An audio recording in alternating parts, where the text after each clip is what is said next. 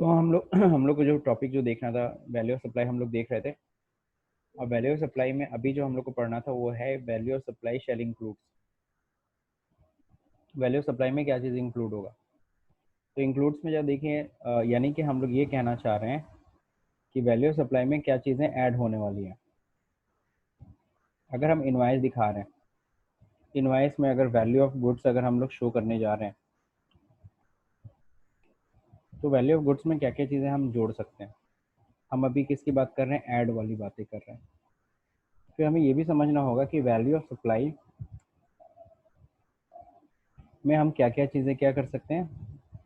Value of goods में sorry, हम क्या क्या चीज़ें माइनस कर सकते हैं। तो ये दोनों चीज़ें हमें सीखनी है, समझनी है। वैल्यू से सप्लाई में क्या चीज़ जोड़ी जा सकती है, क्या चीज़ घटाई जा सकती है। अब देखिए, वैल्यू ऑफ सप्लाई में आप इंक्लूड कर सकते हो taxes, duties, cess, fees and charges levied under any law other than GST. GST छोड़ के, क्योंकि आप सभी को पता है जीएसटी वैल्यू में ऐड नहीं होता, ठीक है ना। क्योंकि जीएसटी हम लोग आईटीसी, हम लोग मान लीजिए मैंने कोई परचेजिंग किया, उसके ऊपर जीएसटी दिया, तो वो तो उसके तो मुझे आईटीसी मिल जाएगी। मैं डीलर हूँ, मुझे तो आईटीसी मिल जाएगी। लेकिन हाँ, मैं जीएसटी के अलावा कोई टैक्सेस दिया हूँ, जैसे लाइक टोल टैक्सेस दिया हूँ, या फिर सपोज करो कोई और ड्यूटी दिया है, एक्साइज ड्यूटी या समथिंग, या कोई सेस और देना पड़ा मुझे, फीस या कोई चार्जेस मुझे देना पड़ा, तो उस केस में जैसे एंट्री फीस, किसी शहर में घुस रहे हैं तो उसमें एंट्री फीस कोई लग गई, तो ये सब मैं अपने वैल्यू ऑफ सप्लाई में कॉस्ट में ऐड करूँगा। तो वो मेरी वैल्यू सप्लाई में क्या होने वाली है? इंक्लूड होने वाली है।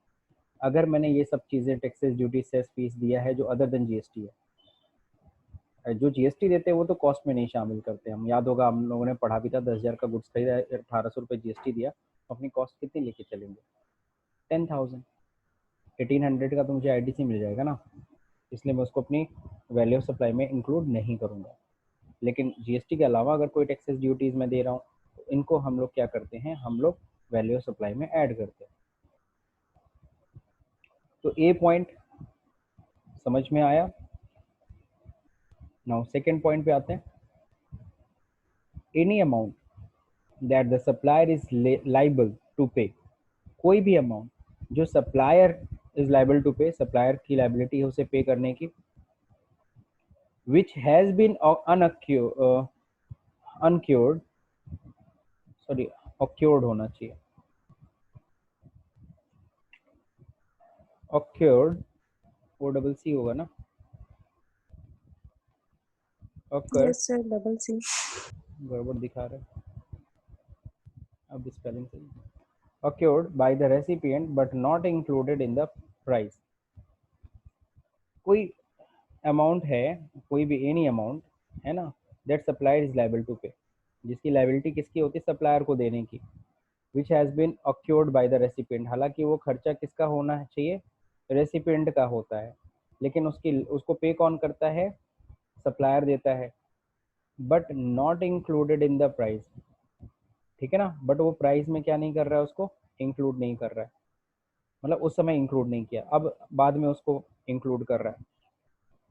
तो वैल्यू सप्लाई में क्या होगा? ऐड होगा। जैसे मैंने कोई सामान कोई खरीदा, ठीक है ना, सप्लायर ने तो उसका पेमेंट कर दिया, उसने बिल वैल्यू में उसको ऐड नहीं किया, लेकिन बाद में जब उसको पेमेंट करेगा तो उसको आपसे वसूलेगा ना। जैसे फॉर एग्जांपल, आप कोई भी सामान आप खरीदते हो, ठीक है, कोई भी सामान आपने परचेज किया, और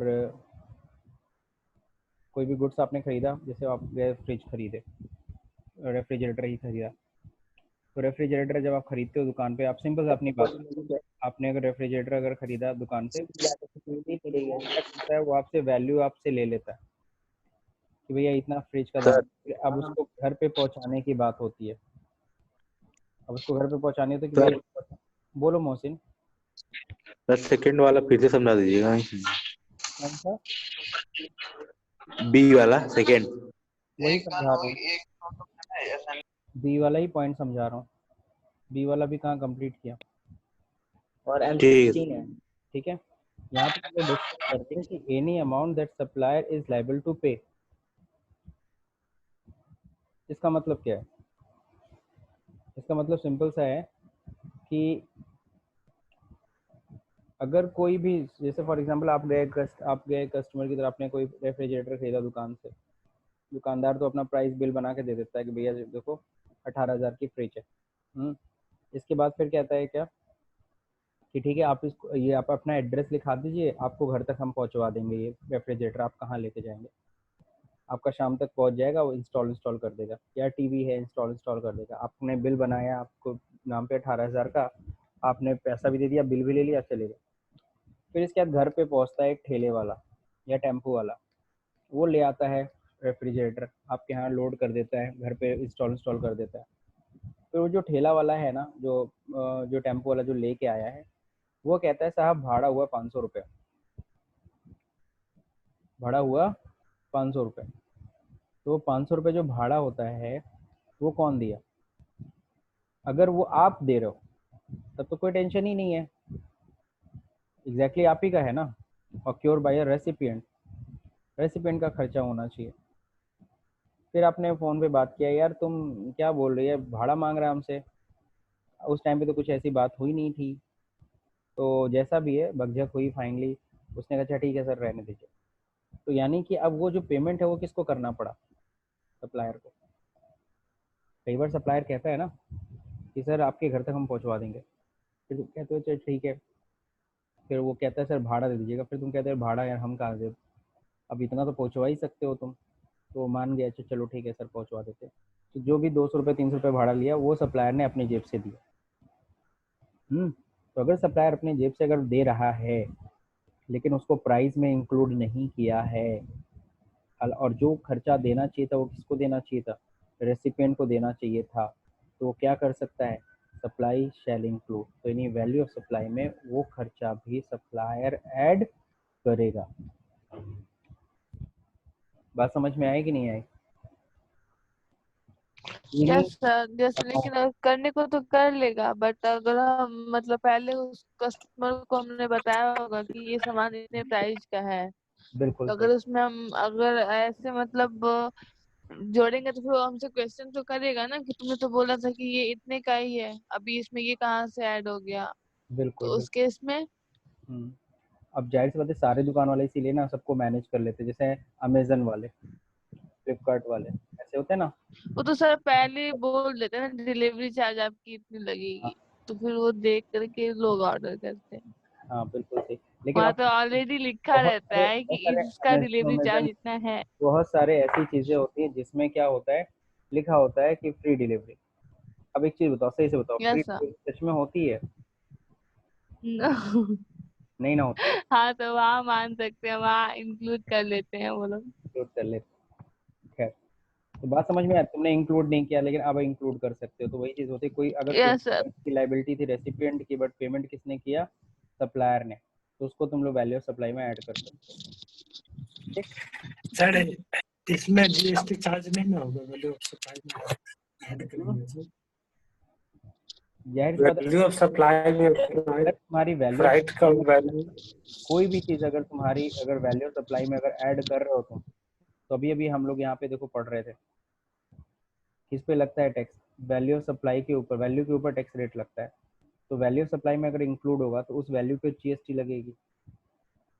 ठीक है, यानी कि अगर तुमने सपोज करो तुमने 18,000 का बिल बनाया, 500 रुपये भाड़ा भी तुम्ही को देना पड़ा, तो 500 का तुम और बिल बनाओ और उस पर जीएसटी भी काटो। बात समझे कि नहीं समझे? यानी वैल्यू ऑफ सप्लाई में वो 500 मतलब 18,500 पे जीएसटी कटेंगे। बिल्कुल, और क्या। बात समझे कि नहीं समझे? तो value of yes supply sir. में तुम इंक्लूड कर सकते हो, कोई इशू नहीं है उसमें। या फिर अगर बिल पेंडिंग है तो बिल पेंडिंग है तो बहुत अच्छी बात है, आप उसमें आराम से भाड़ा ऐड करो। अगला देखिए, और याद होगा आप लोगों ने, बाकी बिल अगर बन चुका है तो बाद में उसका डेबिट नोट क्रेडिट नोट होता है ना, उसकी बिल में वैल्यू ऐड करना और लेस करना। अब देखो इंसिडेंटल एक्सपेंसेस होते हैं, ये तो बहुत इजी है। इंसिडेंटल एक्सपेंसेस सब लोग समझते हो, इंक्लूडिंग कमीशन, पैकिंग चार्जेस, है ना, बाय द सप्लायर। तो सिंपल सी चीज़ है, कई बार क्या होता है जो हम पैकिंग वैकिंग करते हैं, पैकिंग चार्जेस कमीशन होते हैं, जो पता चला हमें सेल्स करना पड़ा, हमारा सेल्समैन जो था उसको हमें कमीशन देना पड़ा, या फिर जो पैकिंग चार्जेस होते हैं, कई बार आप दुकानों पे गिफ्ट विफ्ट लेने गए होगे, अपने कहीं बर्थडे वर्थडे पार्टी में जा रहे हो तो उसके लिए गिफ्ट कर रहे हो, तो तुमने गिफ्ट पहले परचेज किया, गिफ्ट की प्राइस अलग, फिर जैसे ही तुम उसको पैकिंग कहते हो कि यार सर इसको पैकिंग कर दो, गिफ्ट पैकिंग कर दो, तो कहता है सर 10 रुपये एक्स्ट्रा लगेंगे। समझ रहे हो? यानी वो 10 रुपये को भी वैल्यू ऑफ सप्लाई में क्या किया जा रहा है, ऐड किया जा रहा है। तो ये तो मैंने छोटी सी बात बता दी। बड़ी बड़ी कंपनियों में सबको पता है कि पैकिंग होती है, तो वहाँ पैकिंग पे अच्छे, जैसे एक रेफ्रिजरेटर की पैकिंग देखते होगे या किसी भी इस तरह की टीवी वी की पैकिंग देखते होगे, जैसे उसमें खर्चे होते हैं, ठीक है। तो वो सारा जो यस पैकिंग सर। है, आप बिल्कुल सही, वो जो पैकिंग एक्सपेंसेस है वो क्या है, वो इंसिडेंटल एक्सपेंसेस है। तो वो वैल्यू ऑफ सप्लाई में ऐड होगा कि नहीं होगा? बिल्कुल ऐड होगा।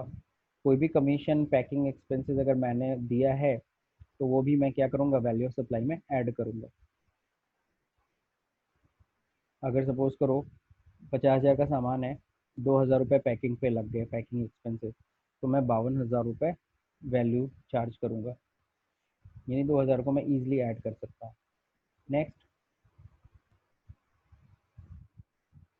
इंटरेस्ट और लेट फीस और penalty.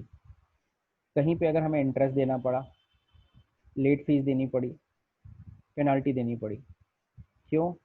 For delayed payment of any consideration for any supply. तो क्या होगा, वो जो इंटरेस्ट है, लेट फीस है, जैसे लेट फीस हम ले रहे हैं सामने वाले से, हमने बोला कि भाई देखो, आप अगर 1 महीने के अंदर पेमेंट कर देते तो आपसे कोई इंटरेस्ट नहीं चार्ज किया जाएगा, लेकिन हाँ अगर आपने डिले किया देन आपको इतना इंटरेस्ट देना पड़ेगा, या इतना रुपया लेट फीस देनी पड़ेगी, या इतना पेनाल्टी चार्ज होगा। तो कल को देखो बिल तो बन चुका है, अब 20 मान लो बिल है 1 लाख की, अब उसके बाद में हमें उसके ऊपर इंटरेस्ट चार्ज कर रहे हैं बिकॉज ऑफ डिले। तो अगर वो इंटरेस्ट चार्ज कर रहा हूँ 2,000 रुपीज़ इंटरेस्ट हो गया, तो आपको पता है उसका डेबिट नोट कटेगा और उसको वैल्यू ऑफ सप्लाई में ऐड किया जाएगा। ये तो आप लोगों ने टैली में भी पढ़ा था। और डेबिट नोट क्रेडिट नोट सबको पता है, बिल की वैल्यू में ऐड लेस करने के लिए हम लोग क्या यूज़ करते हैं, डेबिट नोट, लेस करने के लिए क्रेडिट नोट। ठीक है, तो इंटरेस्ट, लेट फीस, पेनाल्टी भी अगर हम कोई चार्ज कर रहे हैं, ठीक है ना, वो भी वैल्यू ऑफ सप्लाई में क्या करेंगे, ऐड करेंगे। या हमने दिया है, हमने सामने वाले को दिया, हमने जिससे ख़रीदा था ना, हमने उसको देना पड़ा है, तो वो भी मैं वैल्यू ऑफ सप्लाई में ऐड करूँगा, क्योंकि मेरे को ये इंटरेस्ट उस गुड्स के ऊपर देना पड़ा। अब देखते हैं, subsidies directly linked to the price include excluding subsidies provided by central government. तो सब्सिडी भी क्या होगा, directly link to the price excluding. अगर कोई सब्सिडी है तो सब्सिडी को भी वैल्यू ऑफ सप्लाई में ऐड कर सकते हो, लेकिन ध्यान रहे उन सब्सिडीज़ को वैल्यू ऑफ सप्लाई में ऐड मत करना जो सब्सिडीज़ किसके द्वारा मिल रही हो, सेंट्रल गवर्नमेंट के द्वारा या स्टेट गवर्नमेंट के द्वारा। अब सबसे पहला सवाल उठता है, sir what is subsidy? Subsidy का मतलब समझाइए। सब्सिडीज़ का मतलब होता है, अब आप लोग मेरे ख्याल से सब्सिडी सब लोग समझते हो। कैसे? आप लोग के घर में सिलेंडर आ रहा है तो आपको पता है सब्सिडी क्या होती है। जो आप खरीदारी करते हो ना, तो आपके खाते में पैसे आते हैं, यानी आपने तो गैस सिलेंडर के पूरे पैसे दिए, लेकिन अब जो होता है पैसा वो आपके खाते में आ रहा है। यानी कि आपने सपोज करो सिलेंडर के 700 रुपये दिए और तुम्हारे अगर खाते में 100 रुपये आ गया, तुम्हारा सिलेंडर कितने का पड़ा, 600 रुपये। तो 100 रुपये सब्सिडी किसके द्वारा मिल रहे हैं, गवर्नमेंट के द्वारा। ठीक है, तो ये सब्सिडीज अगर जो भी कुछ है ना, ये सब्सिडी हम लोग क्या नहीं कर सकते, हम वैल्यू सप्लाई में ऐड नहीं कर सकते। लेकिन अगर ये सब्सिडी गवर्नमेंट की जगह कहीं से भी मिलती है, मान लो मेरी कंपनी मुझे दे रही, मैं एजेंसी हूँ अमूल का, और अमूल कंपनी मुझे ये सब्सिडी दे रही है, कुछ छूट दे रही है कि या बाटा कंपनी का एजेंसी हो, इस तरह से कोई अगर सब्सिडी मुझे मिल रही है कंपनी की तरफ से, तो जाहिर सी बात है उस केस में क्या होगा, उस केस में तो वैल्यू सप्लाई में ऐड होगा। लेकिन अगर सब्सिडीज कहीं और से मिल रही है तो हम उसको वैल्यू सप्लाई में ऐड नहीं कर सकते। लेकिन चलिए पहले हम सब्सिडी समझ लेते हैं, या छोड़ो सब्सिडी हम लोग कल डिस्कस करेंगे, ठीक है ना। आज काफ़ी हो गया इतना, कल हम लोग सब्सिडी भी डिस्कस कर लेंगे, और ये सब्सिडीज़ कैसे ऐड होगी, कैसे लेस होगी, इसको भी हम लोग पॉइंट को समझेंगे।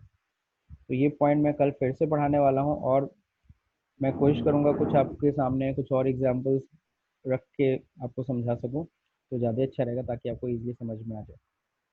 बाकी लेस में तो सबको पता है डिस्काउंट लेस होता है, बस डिस्काउंट के लिए बस एक पॉइंट होता है कि बिफोर और at the time of supply हमें ये डिस्काउंट मेंशन करना होता है।